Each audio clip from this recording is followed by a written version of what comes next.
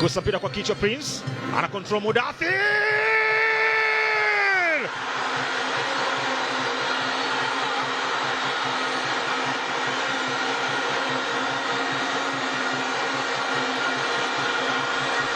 Ukitaka kujua binadamu ana roho mbaya kiasi gani, angalia kofi analopigwa mbu na mwili wake. Tazama namna ilivyokuwa. Djigui Diarra ameutupa ule mpira, Prince Dube akafrink kwa kichwa, lakini touch ya kwanza ilitoa maelekezo kwa Mudathir. Aligeukia kule kule kwenye mguu wake pendwa, mguu wa kufanyia mauaji, na ilikuwa ngumu sana kwa Lameck Kanyonga kuweza kufika kwenye eneo hilo.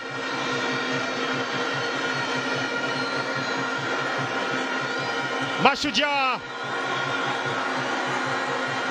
hawana mapigo, lakini pia wanaukosa mwendo ndani ya dakika 28 ya mchezo.